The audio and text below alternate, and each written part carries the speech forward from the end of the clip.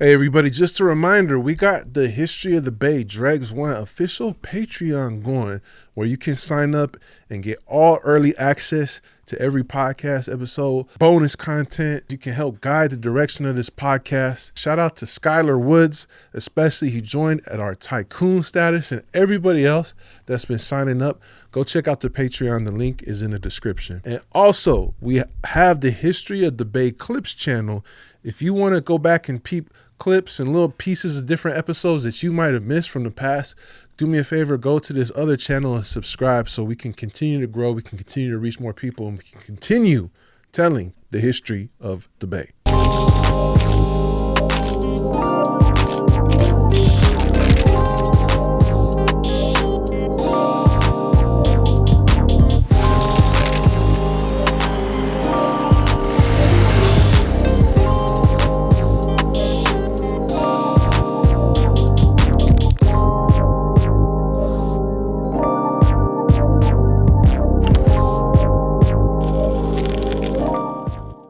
Hey, what up, everybody? This is Dregs One. Welcome to a very special episode of the History of the Bay podcast. We're going to switch it up. We're going to do different angles. We're going to do some art activities for you guys today because, you know, today I'm back here at Empire Studios in San Francisco. eVisuals got us all set up, and I got an exciting artist that's here doing his first on-camera interview in the Bay.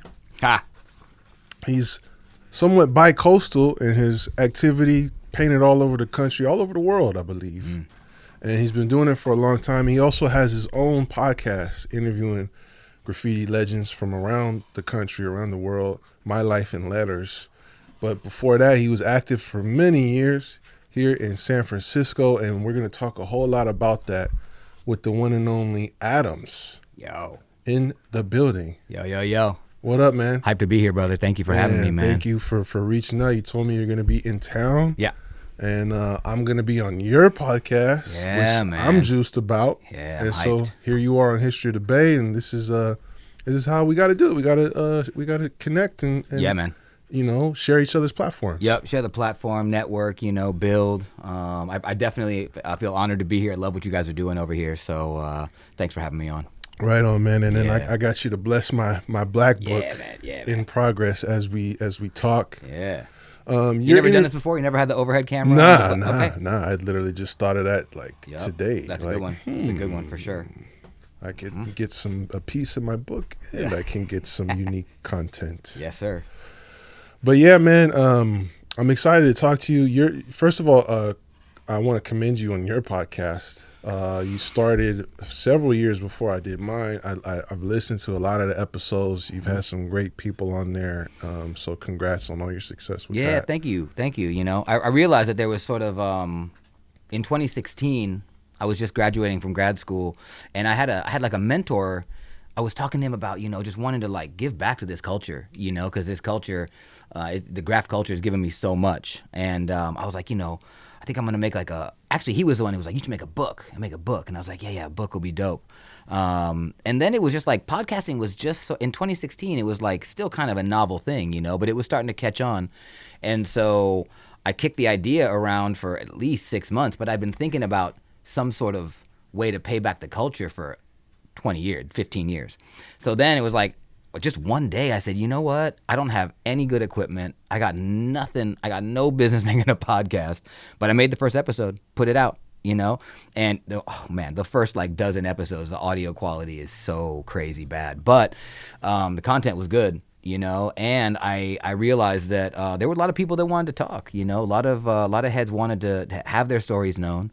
And I realized that then I was like, oh wow, there's like actually like kind of a responsibility, if you can, to help document this culture and do it right too, right? Like get it from the horse's mouth as opposed to from somebody else, because that's how stories just get all elaborate and blown up, you know? And so it really came out like that. It was like, yeah, honor this culture that's given me so much, and give people that deserve it a platform to preserve their stories, you know, because we don't want to lose it. It's so easy to lose stories nowadays, or just to get them refabricated in some crazy way, you know? Yeah, I think especially with hip hop in particular, I mean, you know, if you consider graffiti to be at least connected to hip hop, if not one of the elements. For me, it is, yeah. I've heard like Crazy Legs talk about this. There's so much contention over like, nah, Cool Herc. No, Bombada. No, it was these projects. No, you're tripping. It was because all this stuff is it was witnessed by children. Yes. Essentially. Yeah. Most of the time smoking angel dust and right.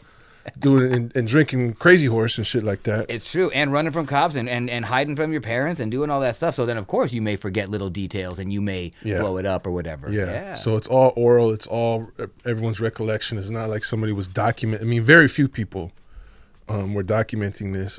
So I think it's like the same for graffiti. So if we don't at least attempt to document this oral history, then it's going to get lost. Yeah, I think even more so for graph writers, right? Because at least with hip hop, it's been pretty celebrated for a long time, right? And I think that's because people knew how to monetize it. They figured out ways. You can go look up the album covers. You can go look at the credits. Oh yeah, you can find that exactly. Yeah, but it's like I think it took a long time. Clearly, it took a long time for corporate America to figure out how to make $1 off graffiti. Now they know, and now they're making a lot.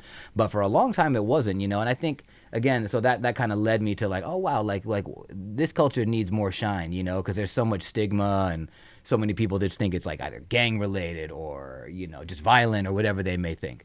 So it just made a lot of sense to me, like I said, in 2017 to just go at it and without much prep. Like I said, those first 12 episodes I was just running scared, but people like we talked about Dregs One, like guys that I still look up to were like ready to come on, and that was really encouraging too. That gave me a lot of hope that like the whole formula was going to work out. And yeah, so far so good. Yeah, I love it. Now there's like several graffiti podcasts and I check out a lot of them. And, yeah, me too. I'm always interested to hear other people's stories. And I also have a lot of respect for the format of podcasting. Before I started this, I took a long time to really research it and understand it and see what was possible. And, you talked about like 2016, the climate of podcasting. It wasn't the clip farm that we see on social media. Not it at was all. Pretty much, it was pure audio. Pure audio. Yeah. No clips yet. Barely on social media. And a lot of people, it was like a lot of old people, a lot of academics were listening to podcasts. And that was kind of it. Some guy asked me to go on a podcast in like 2011 and he asked me to record this whole segment and he was going to play it for his students. Wow, and he had millions of listeners. But I was like, what the fuck are you talking about? Yeah, man? Exactly. Yeah, what is that? What's a podcast? Yeah. Yeah, and I think you look where it's gone now and it's just wild, right? Like who doesn't have a podcast now? Yeah. I mean, I think that's fine. Like that's also one thing I want to say is that I don't view any competition in podcasting because just because someone's listening to you doesn't mean they're not going to listen to me because of that. Absolutely. And for me, like documenting graph culture, like, oh yeah, we need more podcasts doing it, Right. And also like I approach it with My Life in Letters. We approach it in a different way than a lot of the other kind of graph podcasts out there, and I'm happy about that. I'm happy that you can go to a podcast to hear chase stories and beef, but you'll come on my podcast to maybe get like a slightly more, I don't know, I've said like intellectual or academic kind of approach to it, where I just want to get it right. It's almost like anthropological. It is, yeah, a little bit. I fancy myself an anthropologist in a way. I think we are, but just by virtue of what we're doing, by creating a document that's going to live forever, live way past us. I think that's what it is. Even though I didn't study that, But I like that. That's what I mean about like format, because a lot of people think a podcast is just turn on the microphone. I have great conversations with my buddy. Let's start a podcast. And some people do that. There's a lot of that. Yeah, there's a lot of that. So if you're gonna do that, you need to think of what's gonna make you stick out. Yeah. But it's also not that simple a lot of the times, and I respect sound engineering and the way you build your theme music and all this stuff. It's just when I started this podcast, I wanted to really make sure like it's professional, as much as I could get, and it's not just some shit I just slapped together. You're doing it, man. You're doing it. When did you start? 2022, the end of 2022. So I'm going on 4 years now. Nice. Yeah. I'm catching up. I'm trying to catch up to you. You already got more episodes than me, but that was another thing that I thought when I started mine. Was like, it was okay that I only let out a dozen. I did the first season. I did 52 episodes in a year, and that shit almost killed me. Yeah, it's hard. It's hard. It's hard all work. on my own. All on my own. Yeah. All production, Yeah. everything on my own. And so I learned off that first season, can never do that again. And then I was like, oh, it's okay. You know, like I'll drop 12 episodes in a year, or 18, or 5. I mean, it depends. You know, different years have been different things. I've also never really searched out sponsors, so that didn't help things grow in the way that a lot of podcasts want to grow. I'm just now getting a sponsor, and like, you know, for me again though, it was all about preserving the stories, documenting the culture, honoring the people that make it, and if sometimes I only got to do a little bit, I only got to do a little bit. I had so many other things happening in my life that I could only produce so much. Props to you just for continuing the process. That's another thing. A lot of people just abandon ship with podcasts. They're like, it's not getting the views. It's not, and then you have to kind of see things. Yeah, see it and I never thought about views, maybe clearly, or downloads. What I really thought about was building a document that would live after I was gone, you know, like a big old thing, like maybe it'll one day be in the Library of Congress or something like that, but like building this document of stories, which a lot of people have been doing it. You know, I used to listen to like StoryCorps on like NPR, you know, where there's it's just very simple format. It's just someone coming in, telling a story about something passionate, boom, goes in the Library of Congress. And, you know, maybe one day that's where my life in letters will end up. For someone that hasn't seen your podcast or heard your podcast yet, is there any episode that really sticks out to you that's like your favorite or really meaningful to you? I mean, there's so many, you know, to be honest, but I just released an episode with Ket from New York City, who runs the Museum of Graffiti, and I really love the Ket episode. Not only does he bring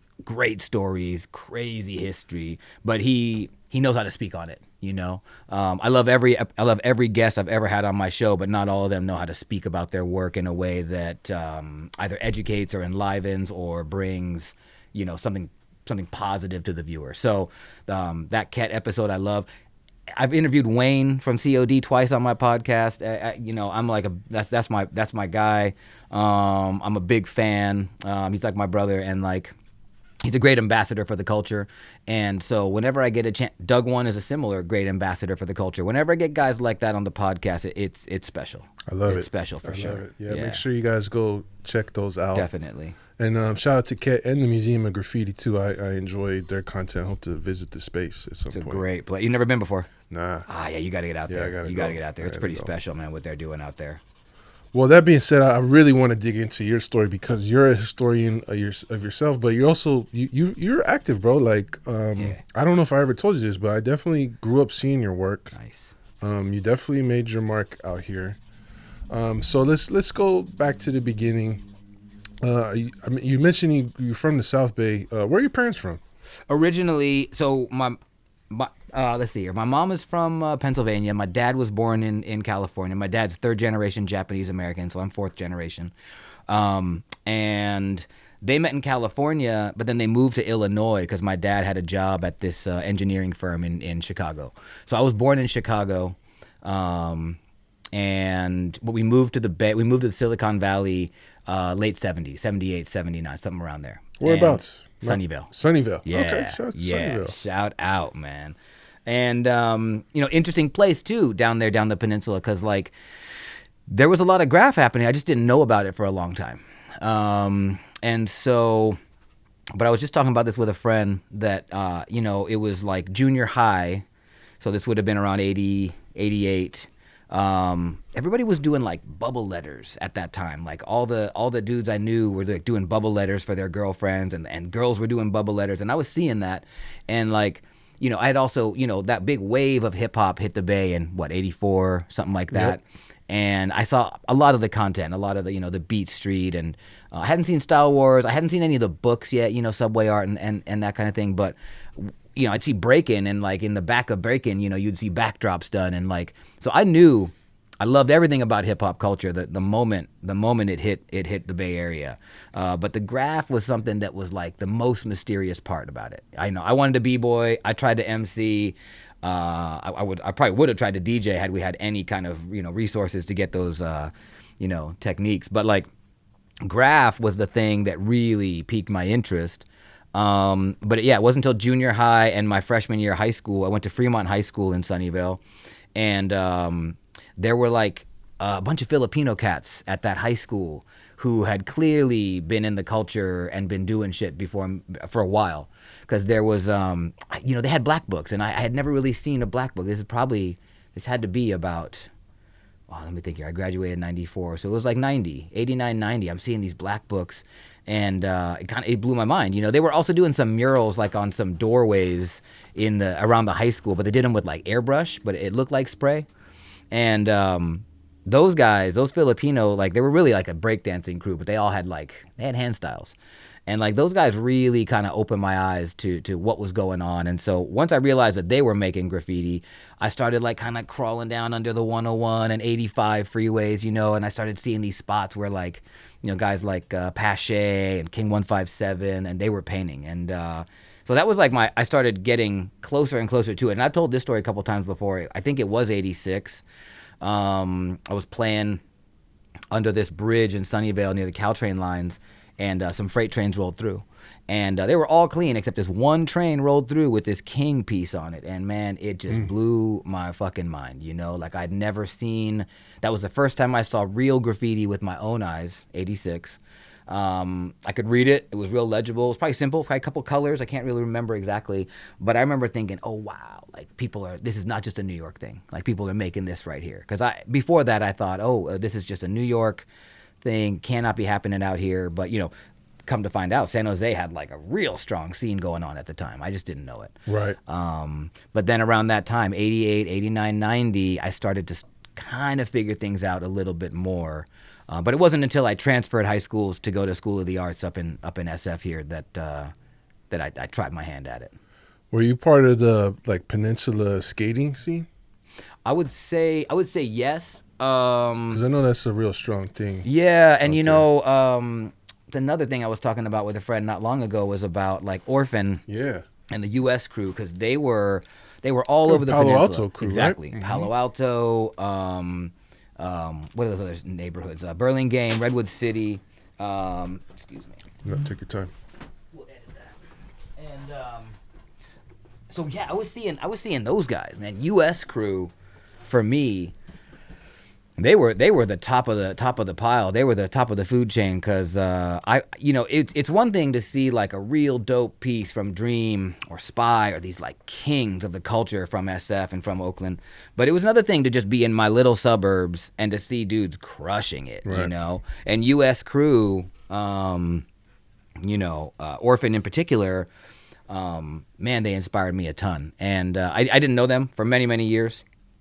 Me and Orphan ended up being bike messengers for a similar company in like, I don't know what that must have been, 95, 96. And that's when I first became friends with him. And I'm sure I must have geeked out all over him the first time I met him, just being like, oh man, like I've been seeing those Orphan tags for so long. Actually, my very first tag, I wrote Coffin, C-O-F-N. And the flow, I'm actually going to do it right here somewhere. The flow, man, was just like, it's almost sad how much it looked like his hand. But I think a lot of people were influenced by him, and so I ain't mad about it and not ashamed of it at all. But like I did these coffin tags because like it just felt like it was inspired by that guy. Yeah. I did him a little bit softer for a long time. You got the too. FN next to each other. Yeah, too, and I would do these really wide ends like Orphan used to do. Man, shout out to that guy, man. I miss him a lot. But yeah, so Coffin was like the first tag that I really started putting up. Yeah, I was in the graffiti abatement program with Orphan. Nice. Yeah. Nice. How'd you get bagged? Oh man, that's a long story. I'll save that for your podcast. Okay, yeah, good. That's perfect. But did you skate though too? Yeah, I did. Although I was probably more into bikes. Okay. Than I was BMX stuff. Nah, BMX as a kid, and then mountain bikes after that, and then city bike fixed gears. I got into that whole thing, and of course, like being in SF, like especially during sort of like the golden age of the 90's graph, like having a bike in this city and spray cans at the same time was like a perfect match. You know what I mean? Like that's how we did most of our bombing. So School of the Arts. Yeah. This is the Park Merced campus. It was, yeah. I auditioned I was there for theater. I was there. I was in the theater. Did you have department. to put like a SF address on there? Or? Nah, it was really ill. They took my South Bay address, which was unusual. Huh. It was unusual. I auditioned at McAteer, and it was the year that they were leaving McAteer to go behind San Francisco State. Which is weird because they ended up moving back there. I know, stupid. I mean, my 2 years of high school there, we had water fountains down at our knees because it was a little kid's school basically. Yeah. Was all that graph on the side? When I was young, there was like Felix the Cat characters. Yeah. We had a back wall that was like a legal wall. We did a bunch of pieces back there, and that was also like the smoking section. It was crazy, bro. Yeah. They gave us smoke breaks at that school. I mean, I think they just knew we were gonna cut class if they didn't give us a smoke break. I think about that now. I have children now, like I told you, and I'm like, if my children's school said, yeah, you can have cigarette breaks from 9 to 9:15, I would bug out, bro. Yeah. But so when I started there in '92, there was nothing painted in that back. It was, like I said, it was still just an elementary school. They were really just trying to figure out a way to convert it. There couldn't have been maybe 400 of us at that school. Well, why commute all the way to San Francisco? Yeah, so it was really that. I was gonna say Sunnyvale was pretty wild, and like I think about it now, and it's like Sunnyvale, California was wild. I mean, it doesn't make any sense to me. I tell my children now that there were like something like 50 different gangs at Fremont High School. I didn't know that, man. It was wild, dog. It was wild, and like everybody got jumped. I mean, I just kind of assumed that the Bay is like there's gangsters everywhere. There are gangsters everywhere, Yeah. and Sunnyvale was like that. I mean, it wasn't just like Bloods and Crips, because of course that was that, but there was just like SOS. I had a lot of friends in SOS. I mean, there were a lot of gangs. There were a lot of Tongans and Samoans down there. Yeah, a lot crazy. of them. A lot of them. Fijians too. And so what happened was my freshman year, that was 1990, 89, 90. It was wild. It was wild. Like I didn't get jumped, and the only reason I didn't get jumped was because my sister was a senior when I was a freshman. But all freshmen got jumped at that school. So my mom was seeing. She taught music to all these kids in our neighborhood. She kept seeing her students come in with black eyes and busted lips, and she's like, "What?" And they're like, "Oh yeah, freshman year, everybody gets jumped." And my mom was like, "What?" And there were a whole lot of fights, but it was my sophomore year at Fremont High School. There was a couple drive-bys. And the drive-bys, my mom was just not playing. She was like, drive-by shootings? Like, what? And then there were a couple stabbings. This is very early on in that first semester of my sophomore year. And then there was a riot. There was a riot between about 50 SOS gangbangers and just a whole bunch of Norteños. I don't know what it was about. Damn. But the riot was like 100 people at once. But hundreds of other kids, myself included, just around it, and the whole thing got pushed inside the school. I mean, display cases were getting shattered, trophies were getting broke on dudes' heads. Wow. I never heard this Sunnyvale before, Police bro. Department came in, and then it was just like I just remember watching dudes just boxing with police officers, and my mom was just not having it. She was like, "Can't do this anymore." And I, at the time, I found it kind of exciting. Yeah, of course. Yeah. I didn't want to be involved in any of the drama, but I found the drama exciting. So then she says, "Look, I found this arts high school in San Francisco. You're going to go." And I was so against it. I was like, "What are you talking Were about?" you already an artist? Well, I'd been doing theater my whole life as a Theater, kid. She cool. threw us on the stage early on. So I had been acting since I was a little kid, and I did a bunch of commercial work, a bunch of TV stuff, and a bunch of print work, And you still act. You're a voice actor. Yeah, I do voiceover work, yeah. That's tight. And I did Yeah, you theater. got a good voice. Oh, yeah, thank you. I did theater for a long time in my adult life. It's actually why I moved to New York in 2001. Maybe we'll get there later. But so Mom's wasn't playing around. She was like, this, and it's wild. I was just back in Sunnyvale a couple years ago, and I'm looking around, I'm thinking, how is there such a culture of violence down there, Yeah. But California, It was a little more working class back then, it was right? much more working class, but with that, you had a very large section of Sunnyvale that was almost in poverty, and so of course you get hustling that goes along with it, and so there was just a lot going on. And so Mom said, "No, you're going to go to this school." I hated the idea. We went up to McAteer during my sophomore year. Was kind of intrigued when I saw it at McAteer. I also was kind of like, "Oh wow, city! Like this is pretty cool." I always loved the city. I have a lot of cousins that grew up here. But you weren't like well versed in the. No, I didn't know how to move up here, but I knew, because my cousins lived in the avenues. I had been coming up here my whole life from the South Bay. So going into McAteer, I was like, okay. I remember thinking like the women, I was like, these girls look fine as hell. Like, why are all these girls so fine? And I was like, okay, maybe I could, and the theater department in particular, I was like, every girl in that theater department, I was like, damn, they're so It's fly. kind of like a cheat code, right? For meeting girls back then. Yeah, a little bit. College and high school. A little bit, yeah. And so I auditioned. I got in.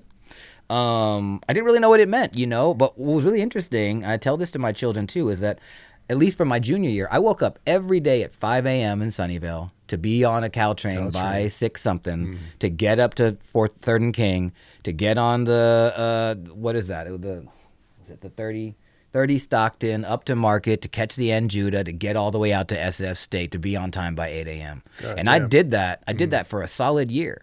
And also, I also loved it. You know what I mean? Like for the first time, I had freedom in Sunnyvale because it was like the 80s, 90s. You have a lot of freedom. But I felt like I had so much more freedom coming up to SF, And consequently, being on that train every day on the Caltrain, that's when I started seeing all this graph, which I hadn't really...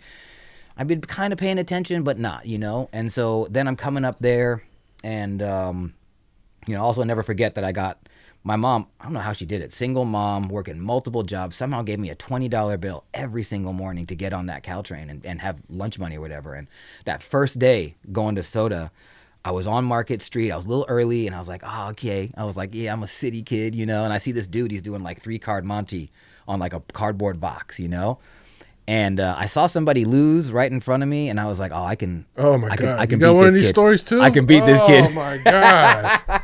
And so this guy let me get up about, I don't know, maybe I had $60 in my hand, and then of course a couple minutes later he took it all back. I've been there. And then I was like, "Damn, I know so many people. Yeah. It's like a rite of passage, bro. I think so. Yeah. I think so. But what it taught me that very first day going to high school here is that I didn't know a goddamn thing about this city. I thought I knew. I thought I had street smarts. I had a little bit of suburb street smarts, but not for SF. I don't even know how I got home that day. I must have asked somebody I barely knew at that high school to lend me money to take that train home because I couldn't tell my mom. She would have flipped on me, But so that was it. It was like Fremont High School was just wild. Yeah. School of the Arts was a more controlled environment, she thought. And she always wanted me to be like, a famous actor. So this looked like the natural progression for her in her mind.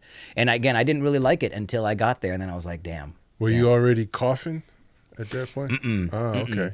When I got up there, again, I'd been playing with bubbles in notebooks. I'd been doing stuff for girls. I'd been seeing things here and there. And it was really getting to Soda that it was crazy because, like, I mentioned there were probably 400 people there, and well over half, maybe 300 of the 400 kids there had a tag. I mean, everybody was doing graffiti. I was going to ask. I mean, every single social group in that school. I think it's still like that to this day. Definitely. Yeah. Had hands, had black books, had stickers, had spray paint. And I thought it was amazing, too, because, again, it would be like the emo kids, the nerds, the dancers, the thugs, like everybody wrote. And I was like, damn, this is the right place for me. Anyone notable? Well, I mean, when I was there, man, notable. Shit, maybe I'm gonna feel bad about it. I mean, hurt some feelings. The dudes that I was looking up to, this guy Misk, who ended up getting into BA. That's how I got into BA eventually, because Crayon was kind of mentoring Misk a little bit, and so was Neon. It's like kind of like Crayon was sort of mentoring Neon, and Neon was kind of showing some stuff to Misk, and Crayon was too. In fact, I'll never forget going to Crayon's garage one time early on in my junior year, and he taught us how to like mix paint, with like WD-40 caps, and like he was just blessing me and Misk with knowledge, man. And I was just like, I was so blown away. There were a lot of bus hoppers that, like, if I mention their names, people might know them. My man Pure from POF was like a dude that I really looked up to. Cracks, rest in peace, my homie Cracks. There was a Cope that was there at that school, my man Yuan Bartholomew. I'm gonna use his government name right now, Yuan. And my homeboy Scar that I just was with yesterday. We created a WoW crew several years later after high school.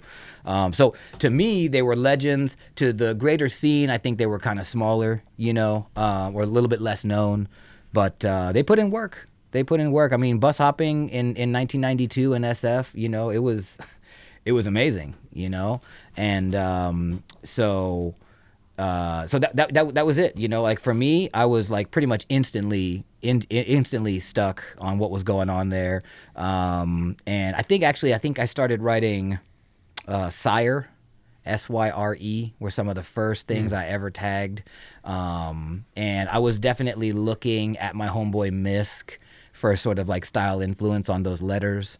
And I was trying to pay attention to when I would get on that 30 Stockton every day, Arm Crew was just smashing. Always rocking Form. Muni. Yeah, Form from Arm was just a legend. One of the only dudes at that time that I saw doing big fat cap tags on the insides. I mean, they were clearly hitting yards. I didn't know that yet. In fact, I was like, what a beast. This guy must stand up while this bus is moving and do huge Form fat cap tags across the back panel. I mean, I learned later they were going in the yards. But I would see dudes like Form and Arm Crew and later RTM as well. And those guys definitely influenced my style heavy. I think they influenced everybody in the Bay, So Sire was the first tag. Coffin came a little bit later in my junior year. And again, I was bringing in what I'd been seeing in the 89, 90, 91 from guys like Orphan and Amaze and those US guys down there to kind of figure out a style. Mm-hmm. Yeah. Well, Adams is like a pretty perfect name for you. It's literally your name. Yeah, it is Adam. my birth name, which, I'll never forget the first time I got caught by cops and I was doing an Adams piece and they like gave me shit for it, like in the car. They're like, oh, your name is Adam and you're writing Adams. Like, you're like, what a fucking idiot. You can't think of a better name. And, but yeah, ATOM, actually it's on my junior high school graduate diploma, it says ATOM Fujita because I was very much like junior year was very much kind of into like this hippie kind of era. I was listening to like Bob Marley, but also there was like, when did like Diggable Planets come out? But there was just like De La Soul. There was a lot of like kind of hippie vibes in hip hop, but in other musics as well. And I really was into that. And I just didn't want to go by ADAM. So I started asking everybody to spell it ATOM. I started spelling it ATOM on all my like, papers. Again, my junior high diploma still has that ATOM on it. And so then after running through a few, I wrote Reek too, man. I wrote REEK.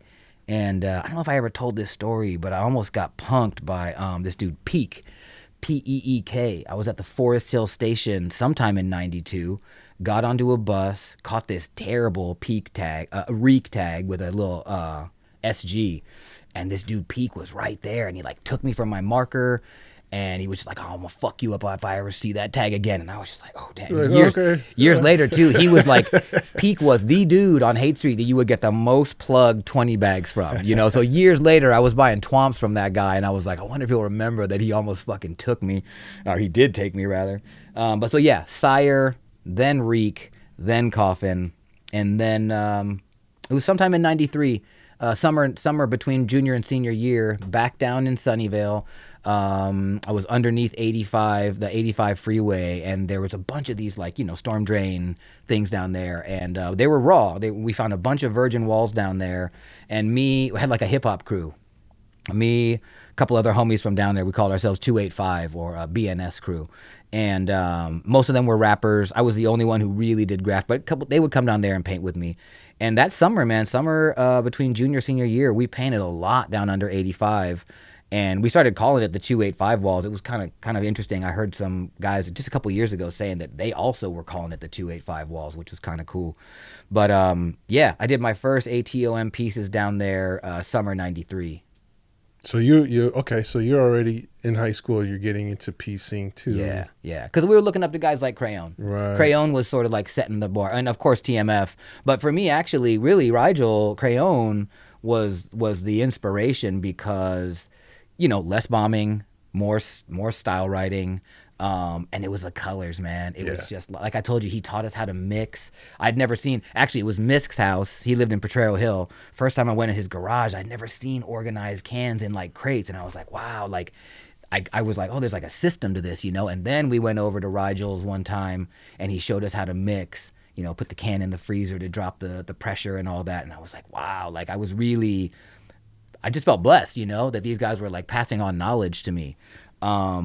And so the style writing really, that's what really hooked me in and still does to this day. I love bombing. I love a silver, but there's something about full, they don't have to be wild style pieces, but just letter science, like that really still gets me. And that's why Dream always really kind of blew me away. Spy always blew me away. Even those guys could bomb for sure.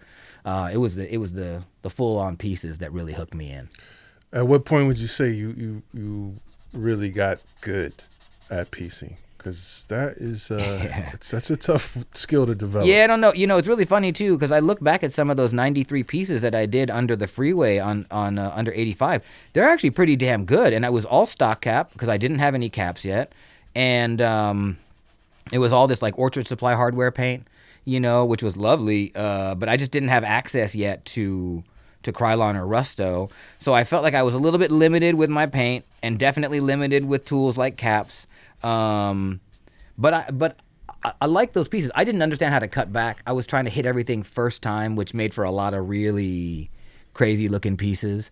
But I don't know. Definitely after high school, I would say, is when I started to piece it together. Probably like 95, late 95. I think I started to really get an understanding for, first of all, like the process of like maybe a sketch, a fill, an outline, a highlight, a double outline. I just didn't know those steps to the process yet, or that formula. But it was probably around 95 that it started to stick in. But I was still doing weird shit like red, black fills with red outlines. I mean, there were just like stuff that just like probably shouldn't have been happening that we were doing, or outlining with copper or whatever, like crazy shit we were trying to do. I would have people say, hey, just like simplify, light fill, dark outline. But I was like, no, I want to do that copper outline, or whatever, well, purple fill. But yeah, probably 95, I started to get more comfortable with it, But for a long time, actually, even though I loved piecing, it really was about catching tags, Yeah. Like I wanted hand styles. Like I wanted to master a hand style. And that took me a very long time to feel comfortable with a hand style. Also, I never really got as invested in like SF, like kind of bus hopper style of tagging, my hand always looked a little strange. I think it looked a little suburb, a little Silicon Valley. But I didn't mind, I just kind of kept doing my own thing. And I mean, to this day, I think a lot of my letter forms don't follow like a traditional rule that you might see from like a New York style or a traditional SF style. I think that my style is kind of all over the place because I've taken so many influences from Europe or from, New York and the Bay but I like it. I think that's one of the beauties of graffiti is that I think everything works Right. if you commit. So we used to call those kinds of hand styles you're referring to the opposite of bus flows, like downtown hands. Yeah. Did you guys use that? Yeah, Okay. I remember that term for sure. I don't know exactly what that means or why it's associated with downtown. I also, what I wonder about that is that so many, like mid 90s, there were so many dudes that were in SF that weren't from here that were bombing downtown. All these Baltimore guys, all these New York guys, KR and all them were just focusing on downtown. So maybe that was part of it. Well, that brings me to also what I was going to mention. Like, you're graduating in high school in 94. Yeah. You're already piecing. This is like peak SF. Oh, man. Like graffiti mecca. Like true golden era in my golden opinion. era. I think so. A lot of guys will say, oh, no, 87, 88. That's the The golden 80s, era. right? Everyone I talked to who was active in the 80s says the 80s was different. And I think that might be because it was before that big rush of people. Right. It was all moving here. locals. It was a very locals only And kind then of scene. Yeah. Also, I think they had access to like Crocker, Amazon, and Silver Terrace, and you could just go to the park and do a piece, and pretty much people wouldn't even know what to do. Like, do we call the cops or what? Yeah, that's true. That's true. But in your era, there's still a lot like Psycho City is still around. Roman. Yep. What are some other talk about that and maybe some of the other spots, because this is also post 89 earthquake, so the pits. Yeah, that was a big thing. All the pits were really tunnels. really big. Yeah, although I didn't venture too much, like we would do a lot of Enjuda stuff, but I wasn't like, I guess I just wasn't with the people that were like gonna go, all the way down Embarcadero and get into those tunnels, you know what I mean? But like, I remember Coors Yard was like a real big one for me where I could spend time to really kind of hone the craft and figure out what I was doing. I definitely did several productions down there that I found notable. It's also where I met my old partner Bliss. We just bumped into each other down at Coors Yard, and that started a pretty long, friendship and kind of bombing partnership. I only painted one time at Psycho City before they closed it, and it was way in the back. I think I was having some imposter syndrome. I wasn't fully ready to be at Psycho City. At least when I wanted to be painting in there, I was definitely not ready. When I finally did, it was the era was ending. But we would paint all over, man. You know, under UCSF. I mean, there were just so many spots, and we tried to do them all. The pits were really big, though, right? Because like we would post up sometimes and just paint all day in a pit, you know, and definitely bombed them a lot. I think about me and Apex did a lot of different two-man productions down in different pits, you know, that I love, because like the homie Misk, like I was saying, like he really influenced me, but he wouldn't bomb. He didn't want to go out at night. That wasn't his thing. And I really wanted to bomb. Apex didn't really want, he didn't want to bomb that much too. We used to pull that guy out. Me and Neon would pull that guy out in the middle of the night and be like, let's go. Me, Neon, Apex, and that dude Rasta Jase? Yeah. Yeah. We pull Rasta out, and oh man, I love that cat. So yeah, you know, the pits were definitely a place where a lot of us honed our skills. I met a lot of people in the pits too, you know, which is crazy. You would just be out, right. You know. I mean, that era, like I was just saying, like let's say 95 to 2000. I mean, it was just wild, you know what I mean? And especially that element, I think, the international element, or at least national element, so many people converging on SF, that made for just a wild mix, you know, and I was here for it. I loved it. Well, you mentioned a few names. You mentioned Neon, Misk, Bliss, Apex. You guys are all in BA crew. Yeah, and what are the origins of BA crew? I'm glad you asked that, man, because I don't think it gets enough shine, actually, because so it was the Baltimore dudes, right? So a whole bunch of Baltimore cats came out, Jase being, I think, one of the first. So Jase, he'd had a long graph career in Baltimore, brought up by guys like Mask and Dave Arek, and these like legends out east. So good story too. I think it's true, at least what I was told, that so Jase was like a car thief, and he would just boost cars left and right. And the story goes that he went into a Porsche dealership and stole a Porsche, drove it straight out the showroom window, and drove that shit all the way to Oakland, set it on fire, and that's how he moved to the Bay. That's fucking sick. Yeah. And so Jay somehow, I don't know what it is. He'd be a great guest, by the way, one of these days. Yeah, we've talked about doing it. He linked up with Neon, and I think, it might have been Pergoff. Oh, man, I can't remember now. Somebody linked those two, and they were bombing. And then, yeah, they were the two that started BA. And I think that might have been... So Neon and Jase started BA in San Francisco. Yep, those are the two guys who started BA crew. And so because Jay was from Baltimore, that's how Felon came out, and Cha and High and Soap. All these Baltimore dudes came out. And then, again, Neon was bringing up Misk.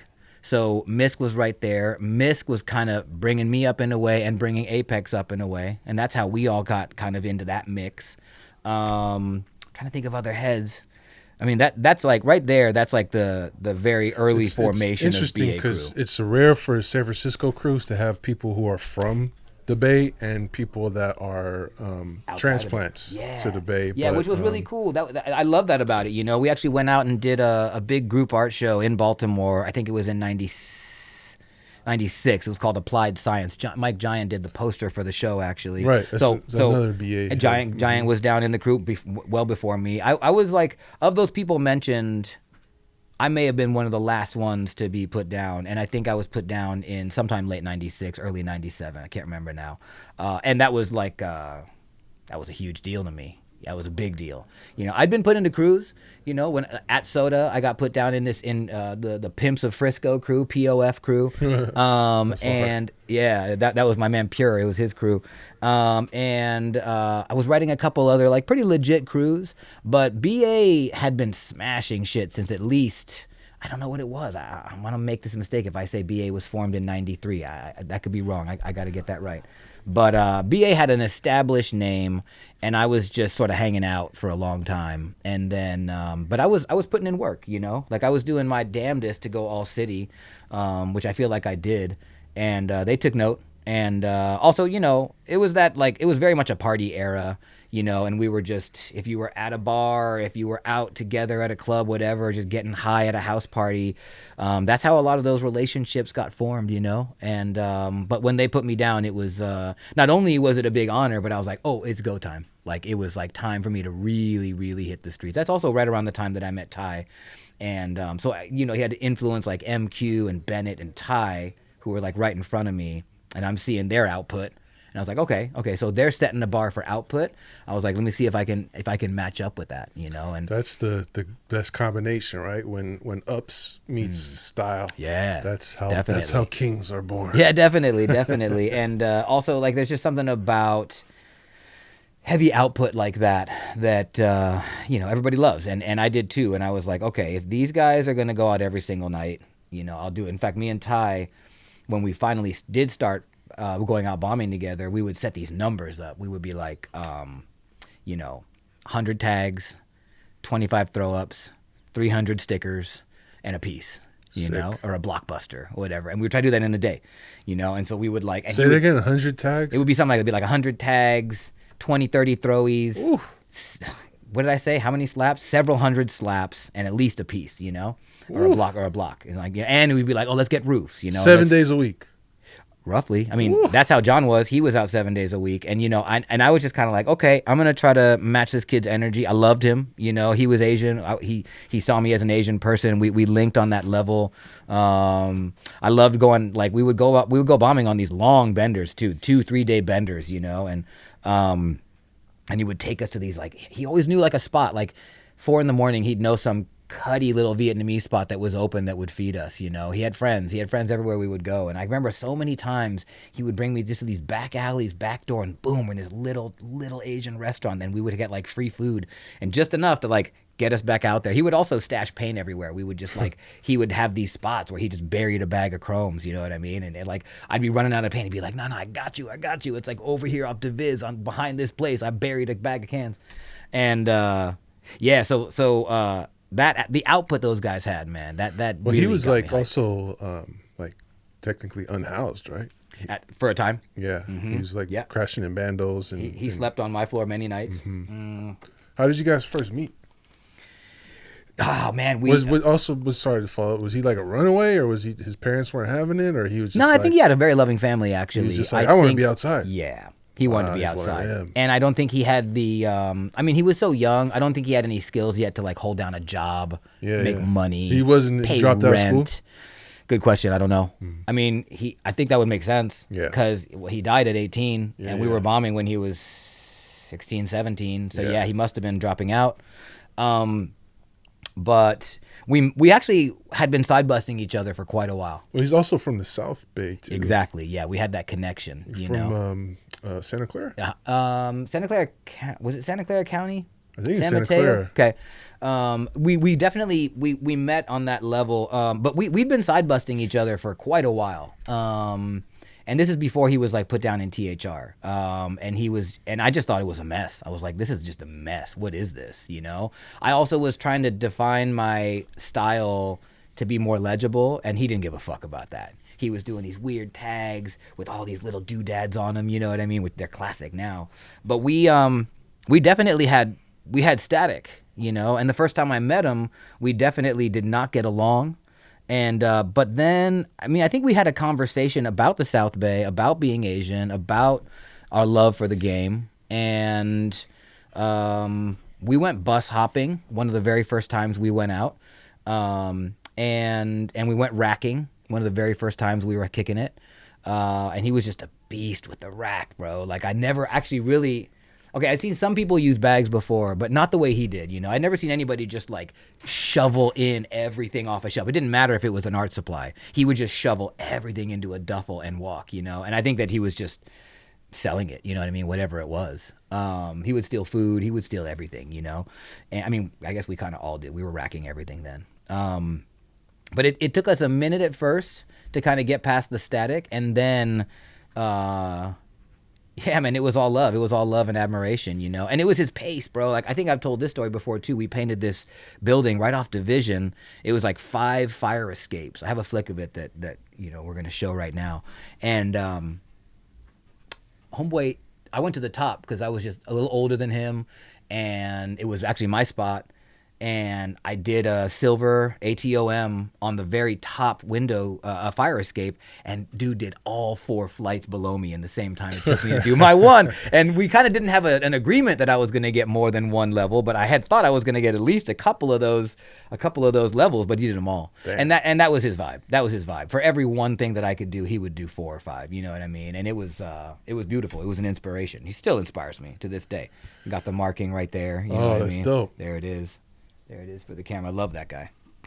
Yeah, I've talked about him quite a lot on this podcast and really tried to study the history of it. This is another thing, I want to really, when we talked about preserving the story, because to me, every time I think about his death, it still disturbs me to this day. I mean, from the time I heard about it when I was young and first discovered Ty to now, the circumstances of an unarmed 18-year-old being shot in the back of the head, by someone over tagging their property.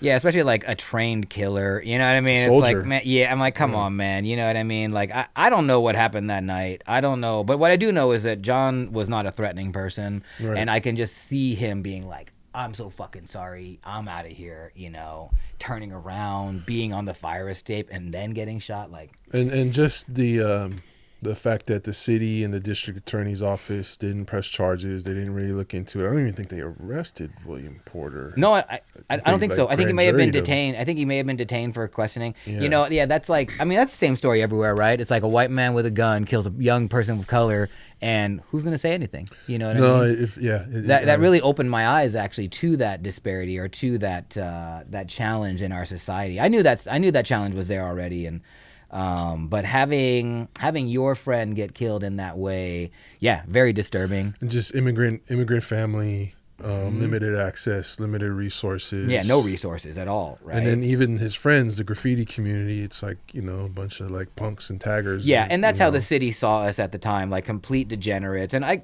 get it. If I wasn't within the culture and I saw what we were doing to the city, I get it, but it would have been nice for the city to have a little bit of foresight. You can't just shoot people in the back of the head. Nah, or can you, motherfuckers? Can't you know what I mean? Like, it's really what's really sad, right? Is that how much has changed today, right? You know what I mean? It's like we're still dealing with the same exact bullshit today. Yeah, and it's truly disturbing. But I would love to one day like be part of like a whole documentary about this or something, just because I think there's a lot to be learned about it. I appreciate how much you have actually kind of highlighted him. I've seen a couple of different interviews where he gets some shine. I think it's great. I appreciate how much the city seems to actually have kind of embraced him in a way. Like, I just saw this Ty Forever mural over there off Van Ness, and I'm like, this, like, it's great. It's great to see he hasn't been forgotten. His efforts were not in vain, and people still to this day worldwide, people talk about him, which is great. I don't know if he ever could have envisioned that.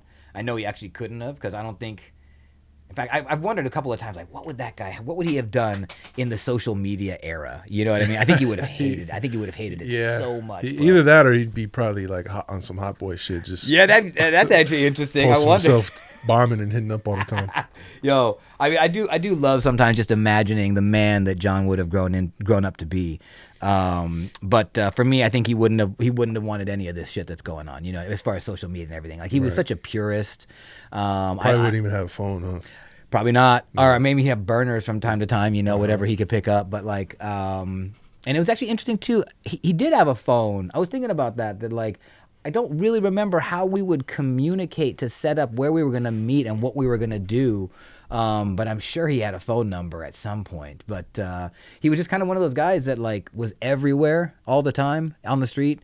And like, if anything was going down with any other writers, if it's like people hanging out at a bar, even though he didn't drink, like, he would be there. You know what I mean? And like, I miss him, man. I miss him for sure. Yeah, so I asked these stories, whether it's Ty or Mac Dre or Tupac, because these people aren't here. So the people who knew them are the closest access we can get, and especially when someone's life is cut short under tragic circumstances, we should try to honor the legacy. And on that note too, you also knew Mike Dream. Yeah, man. If I'm not correct, did you guys painted his you were with him when he painted his last production. That's right. Yeah, and actually that production, man, I was talking about this not long ago as well. You know, it's funny. Some of these stories, man, I do love to tell them to young writers or like if it's an interview or whatever, just because like it's good to keep the names alive.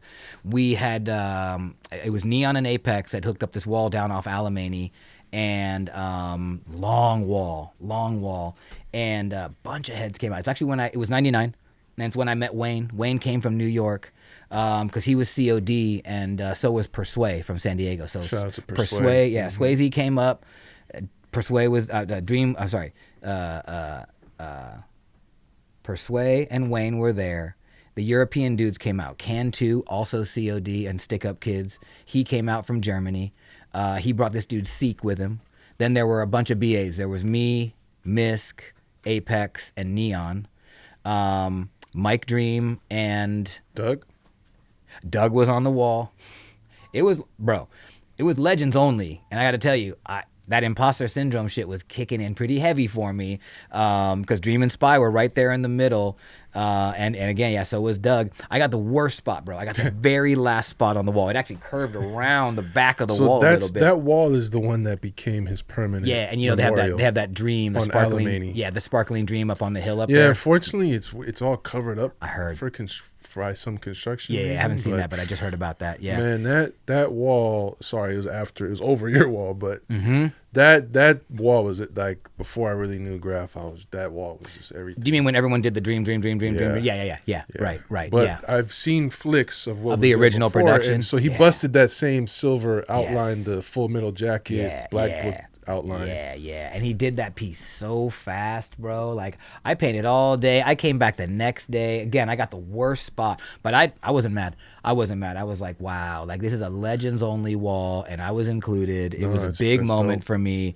Again, I met people like Wayne that day, which I've stayed friends with Wayne ever since, you know, and like, but it was, I mean, to say it's tragic, you know, is like, it's not even right. You know what I mean? And actually I said on a podcast once that, that he was killed at a BART station, and that wasn't true. That wasn't right. It was at like somebody's house, right? I don't know exactly. All I know is like an attempted robbery type right. of situation. And you know, in West Oakland. Have you had Spy on the podcast? Nah. Okay. Well, yeah, with TDK, but not a solo. Because you know he obviously has a lot more information about it, and it's very questionable what happened. To the point that there very, very might have been. It wasn't just a chance thing. Well, the guy got wrapped too. Yeah, he's got convicted. Yeah, I remember. But like, did he admit it? Because I don't think I think he went to trial. Well, I'm not sure. I don't know. You know, I was at the time. I remember thinking, I thought I heard that he got took just for his chain at a BART station. But then you talk to Spy, and it's more like that shit was planned and premeditated, and there was a lot of scheming behind it. And so it'd be really great to get him on so you could get the straight facts about it. But that was real devastating in a lot of ways. You know. In an interview that I've done previously on my own podcast, I talk about meeting Dream for the first time because when I after graduating high school, I was living in the South Bay for a little bit, but around 95 I moved to Alameda, and I was living in these apartment complex in Alameda. Wow. And long story short, Mike and Pac both lived right up above us. Wow. And so I came home one day from working at this job, and Pac was in my apartment with my roommate, and they're black booking, and I was like, what? And I meet him, and he's this dude, and he was like, he had such an aura about him. This is Pac. It was either the next day or a couple days later, came home from work again. They're both there, Dream and Pac.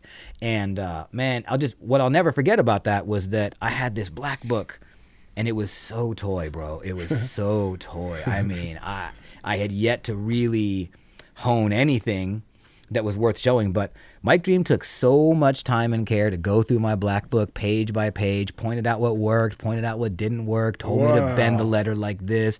He took me under his wing that day, like, I don't know, like he knew that I had like potential. I don't know if he knew I had potential. I think that was just his way. He was just a teacher. He was like a philosopher. He was a community builder. He was a father to all these sort of kids like me in a way. And he just, you know, they would say in New York, like, he kind of sunned me, but in like the best way possible. Like, I couldn't Mentored believe. you. He didn't son you. He mentored you. He mentored, but he schooled you. He schooled me, and he was so generous about it, dude. And he didn't have to do that. He didn't have to do that at all. I mean, he was sitting in my house, but like, who was I? You know what I mean? Like, I have that black book still, you know, with a couple of markings that he did in it, and like, bro, Make it's sure just like you scan that. Yes, yeah, I'll dig that. I'll dig some of that up for you. Yeah, but like that, not just for me, just to preserve. Right. Yeah. That was the essence, I think, of that guy, educator, mentor. And I never forgot it. And because of the way he's been, I've always looked at mentorship in our culture with a very serious perspective, because what we see now, right, is like YouTube mentorship, right? Instagram mentorship, which I think is like it's not moving the culture forward in a lot of ways, I think. You know what I mean? I think what happens is we get this sort of watered down, homogenous graffiti look that a lot of people do. Now, a lot of clean painters, a lot of style, but the style is like, it's been done so many times. It's not very unique. It's not original. And then you ask them, it's like, oh, who taught you that? And they're like, oh no, I was watching it on YouTube. I just saw that on TikTok. I just saw that on Instagram. Wow. And what I understand about that too is that, not to fault them, because it's hard to find a mentor who's going to take the time. It's almost impossible. Yeah. But the era that I kids. came up in, it was like that. You were so lucky if you had a Neon and a Jase to, you know, Jase taught me how to move in a train yard. He taught me how to understand which trains in a train yard were going to go where and why. And Neon too. Neon taught me just a lot about like the mechanics of how to do a burner, you know, and like, it's almost non-existent now. I'll say it's a give and take, because you just have to meet these kids where they're at. And right now, our youth culture is online. I've had this realization recently. There is no such thing as a scene right now. This does not take place in physical spaces. That's so interesting. There's no, in terms of music, right? There's only so many concert venues. There's no real record stores that are hubs. Everyone has a studio in their house. Yeah. There's not this place that you have to go to get this stuff. No, it's true. Day spots, yards. There's like one or two in the city right now. All these kids are being socialized at school, on the bus. You go to any bus stop at a high school, they're on their phone. I don't agree with that. Yeah, it's like you're but that's saying, where we're at. That's where we're at. So, and I appreciate that. Meet them where they're at, for sure. But I do think that, like, man, where is mentorship right now? Like, what can mentorship in the graph community be like one day, you know? Yeah. Or is it just going to be gone? I don't know. I think it's a balance. And I think, you know, as I started making TikToks and shit about graffiti, I was really sketchy. Like, how's this going to be responded? But, you know. Oh, you mean like you thought that. People were like, man, graffiti shouldn't be on, you know what I mean? That type of attitude, because I think ever since graffiti even left the subway trains in New York, people have been like, that's not how it's supposed to go. Yeah, don't put it on a wall. Don't go into a gallery. Right, don't put it on a T-shirt. Don't put it on a website. Right. Don't put it in a magazine. And it's like, man, if these people had their way, we wouldn't have no Star Wars. So how many people learn from Star Wars? Good point. You know, and then I've gotten messages from kids in like fucking bumfuck UK that are like, I don't know any graphers where I'm at, but I love your videos. Nice. Hell yeah. You know what I mean? Yeah, that's true. But I totally agree with you. Like, and that's why Dream to me is my biggest inspiration, not just style and skill, but just there's so many stories. Yeah, there really are. Of him being so cool, and in graffiti especially, I think in general, sports, music, whatever, people who are at a higher station are rarely humble enough to reach back down and say, you know what, keep doing your thing. Yeah, I talk about that with Wayne, actually. We talk a lot, and he's under that impression as well, that most people don't want to give anything up.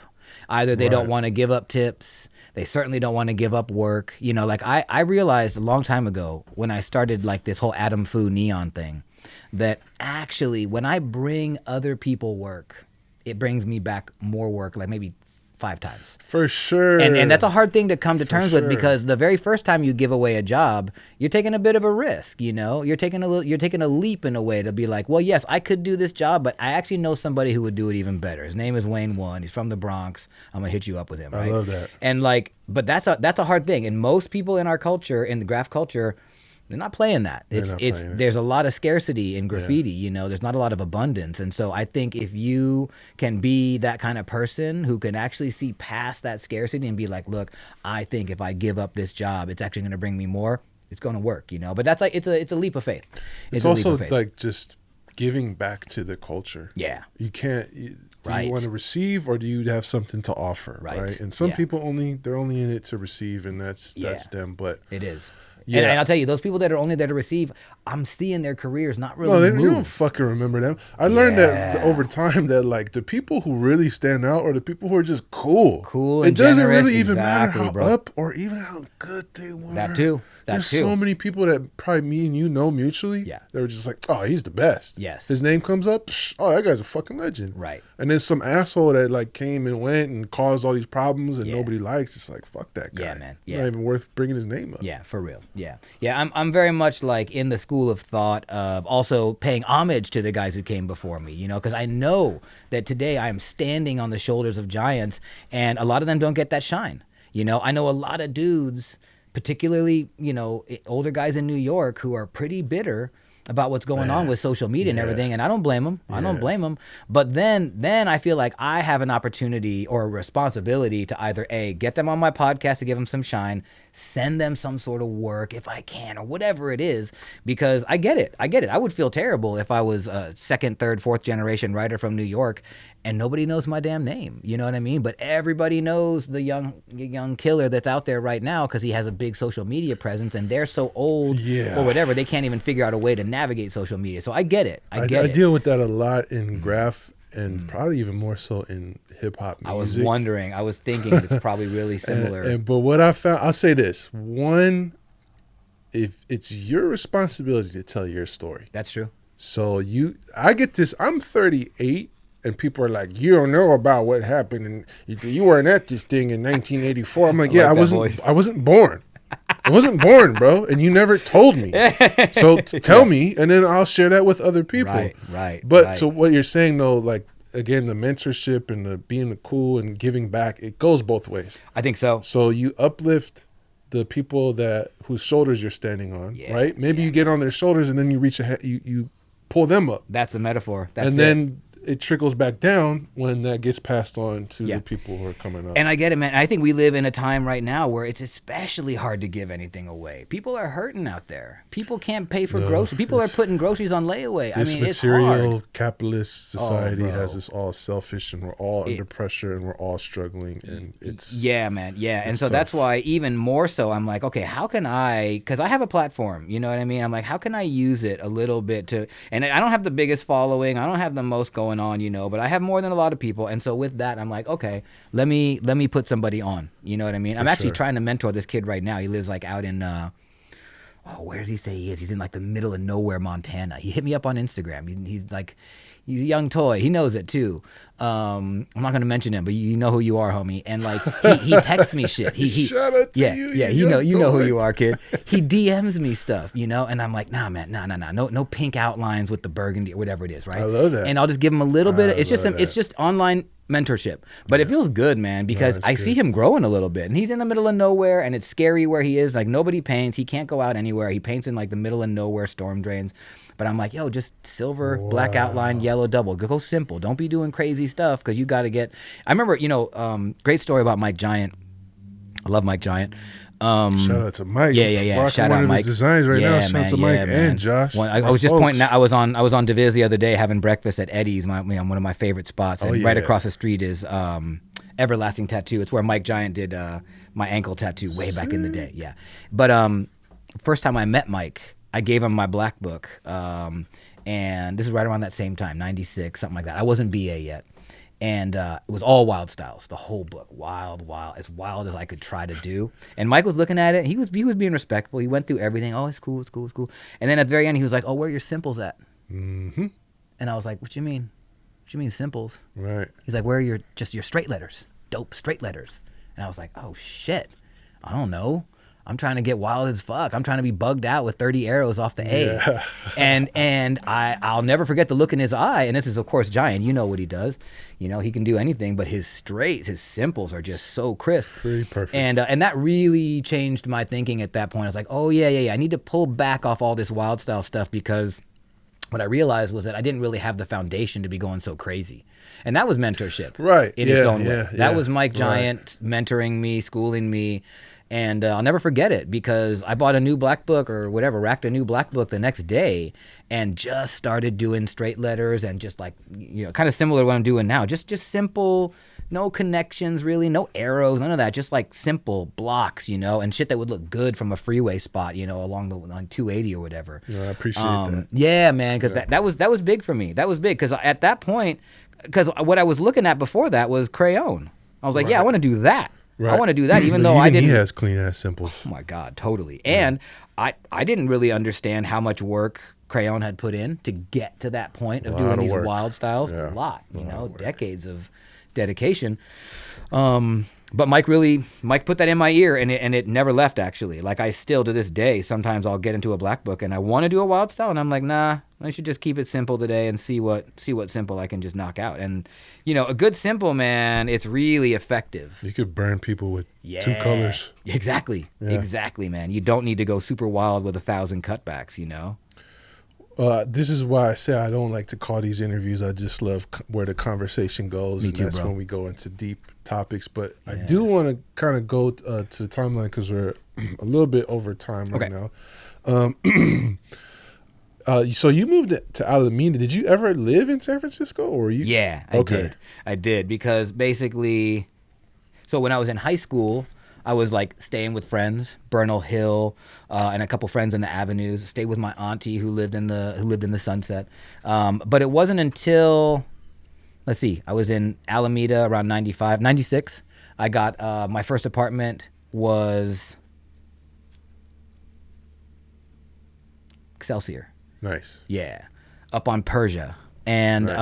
I had I was working at Chevy's Mexican restaurant. Which one? Stonestown? It used to be it used to be down near Yerba Buena. I think it's gone now. Oh yeah, it used to be right there on like Mission, right? Yeah. So I worked there, and there was this skater dude, this dude Dan, that worked there, and Dan was like, and I was I wasn't homeless, but I didn't have a place to stay other than going back down to the Sunnyvale every night. So instead, I would just stay out, you know, and I would just paint and shit. And he knew I was kind of looking a little bummy and probably smelled a little bummy, and he was like, yo, I got an extra room. Oh, you were living the life. You were living the 90's SF life. A little bit. And so I lived in the Excelsior for about 3 years in that house, and good times. And actually, I really love this thing that I used to work at this internet cafe down in the South of Market.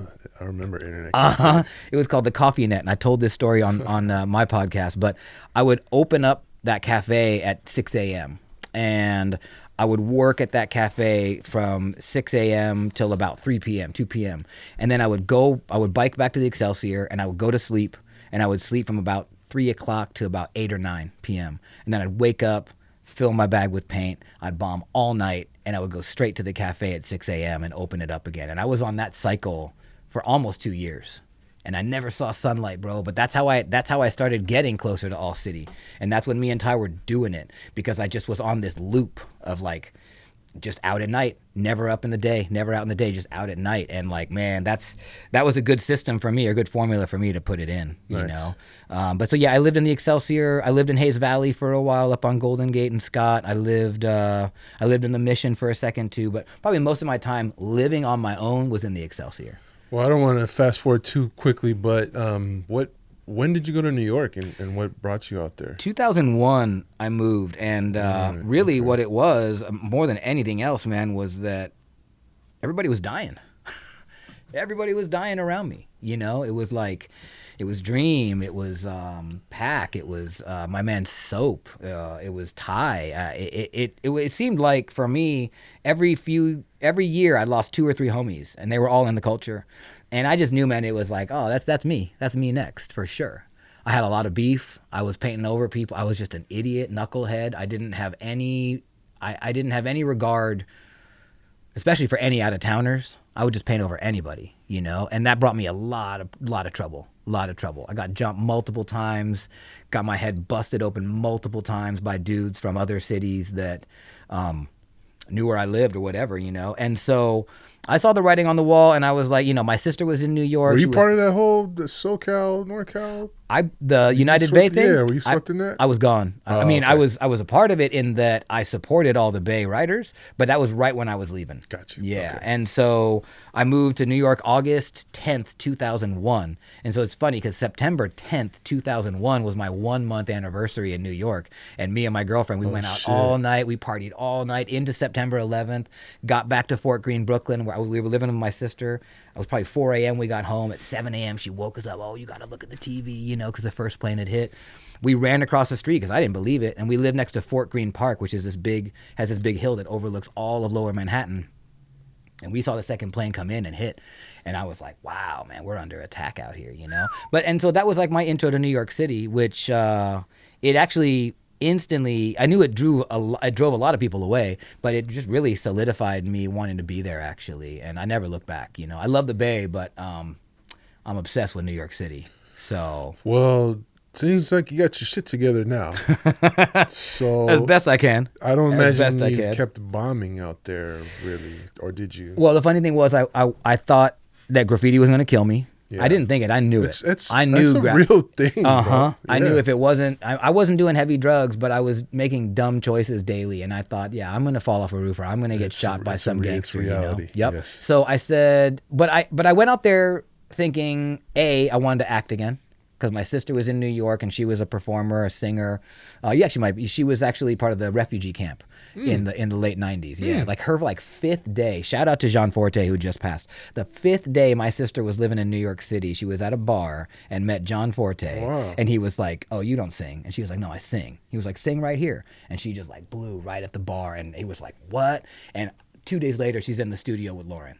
Wow. And instantly she was boot camp, refugee camp, toured with them for several years. She was on the Guantanamera song with Celia Cruz. That's my sister with Celia Cruz on that. Really? Grammy nominated for your music. Wow, listeners. yeah, rest in peace, Jenny, John Forte. Jenny Fujita is her name. Wow. I love my sister. That's good. So she had all this success, right? And I was like, oh, I'm gonna go to New York and do the same thing. I'm gonna go there, lickety split. 5 days in, I'm gonna have success. I'm gonna be an actor. And I went out there and I was like, damn. I went to some auditions and everbody was trained. You know, everybody had training. I didn't really have. I had School of the Arts training. Yeah, and I had some experience. But anyway, but on the bombing thing, also, I only knew a few heads. So to bring back Ty for a second, Ty came to New York City and got put down in this crew called KCW.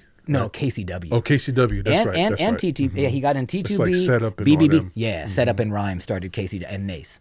And so when he came back to SF, he put me down in KCW. I was like, me and MQ were the only people that got put down in KCW from out here. MQ's from New York too. Yeah, I don't know if MQ ever really wrote KCW, but he got put down.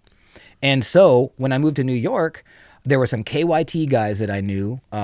O's 108 was there. My man Pac-Man, a couple other Seattle guys were there.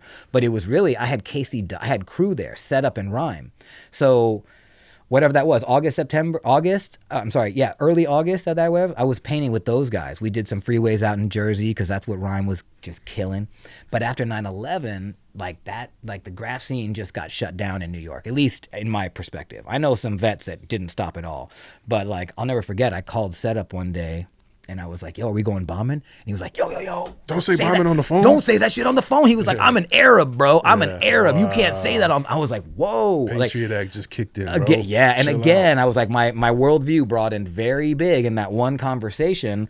And then I was like, you know what, man? Not only am I going to get killed in this culture, but now the scene in New York City I was like, I'm not. So from 2000, I think the last time I pieced was early 2002. I took a break from 02 to 07.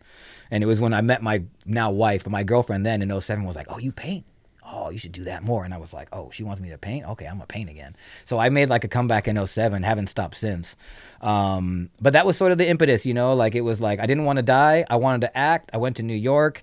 It did work. I did a lot of acting. And like we said, I still do voiceover work. But I didn't really gel with the New York scene it took me several years to kind of figure out that I wanted to paint again. And now when you say painting, you're pretty much a legal eagle, as they call it, right?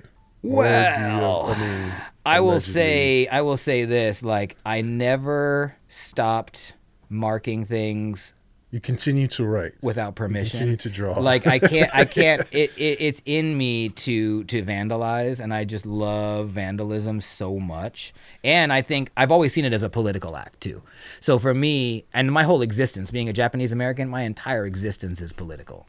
And so for me, graffiti is just an extension of that. And if I'm not doing vandalism, I'm like not being true to myself. So even if maybe I'm just putting up stickers, all day long, but I always have a marker. I always like to catch tags. I love to do a wall with the homies at a chill spot. But I like painting freights, I like doing trackside spots. I'm not gonna go grab the climbing gear and rappel down a building in New York City like these guys are doing it out there. In fact, right now, bro, the scene is so good out there. I mean, I've never seen and vets are saying the same thing. They're like, we never seen the city this bombed, because people are doing subways every single night, and they're rappelling down buildings, and there's all the street stuff. I mean, it's wild. But so in a way, I step back from like heavy bombing for sure, but it's in me, I can't stop it, But then the neon things came about around 2016, and like that street art, or some people will call it like post graffiti thing, that's definitely been the emphasis of my work for the past 10 years. Well, you kind of dialed in that style, and you do a lot of commissions and shit Yeah, too, right? I mean, that's what happened, was that like I realized that the internet wanted it, and clients kept calling, and I was like, well, I mean, how long can I go being like a recluse, and just being an obscure graffiti writer? And also I wanted the work, I wanted to do street art. I wanted that recognition and paycheck, and it felt good. It felt like I was doing exactly what I should be doing. Still does, It's a beautiful thing. I'm a big advocate of people putting in the work, putting in the years, paying dues, having the scars, having the felonies, having the convictions, having the arrests. Yeah. And then fuck it, man. Like, get paid to do what you would be doing for free.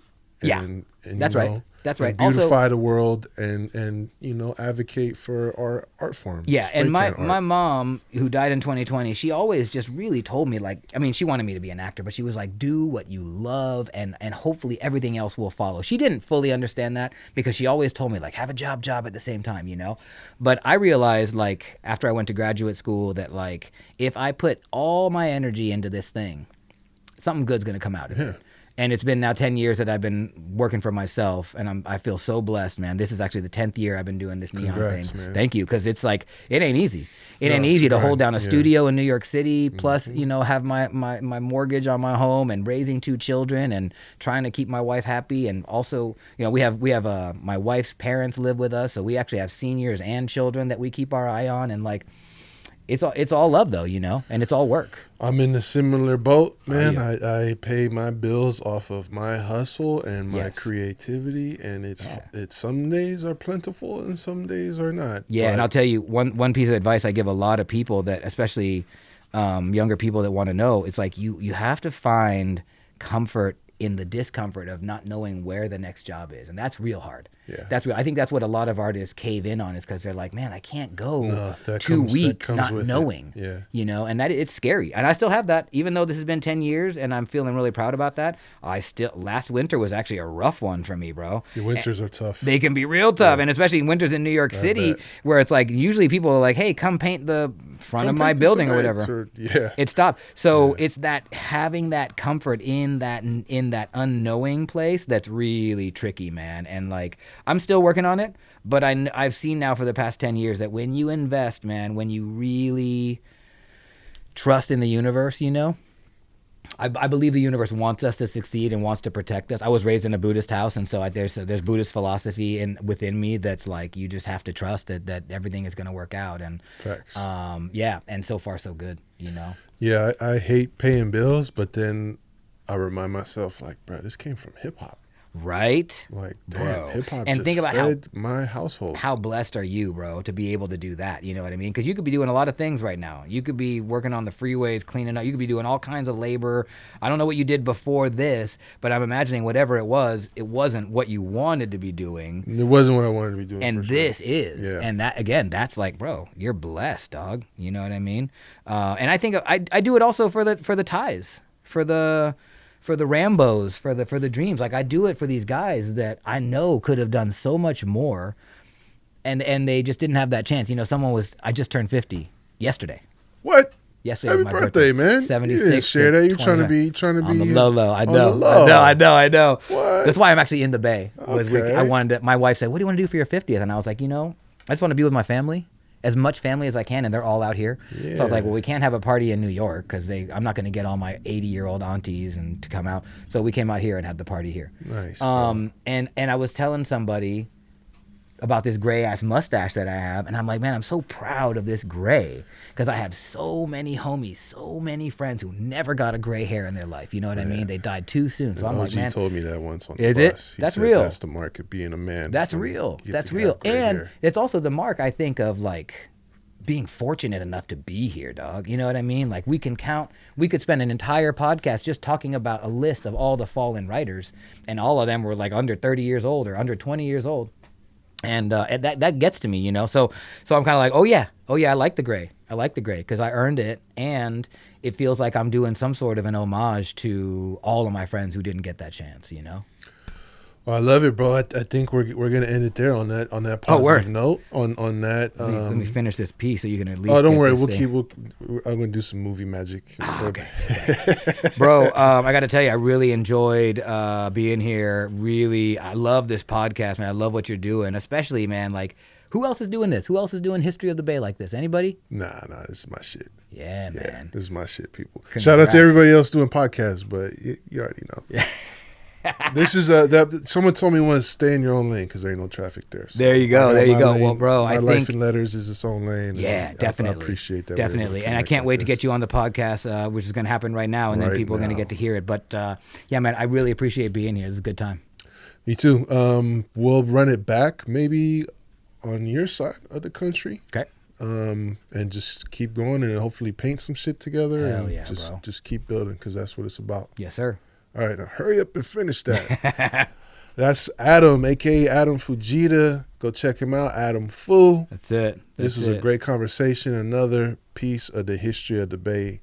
Thanks, everybody, for watching, all the support. Make sure you like, comment, and subscribe. And I'll see you on the next one. Peace. Recognize where you got the game. We got our own style, got our own slang. Northern California is a West Coast thing. This is the history of the Bay. Recognize where you got the game. We got our own style, got our own slang. Northern California is a West Coast thing. This is the history of the Bay.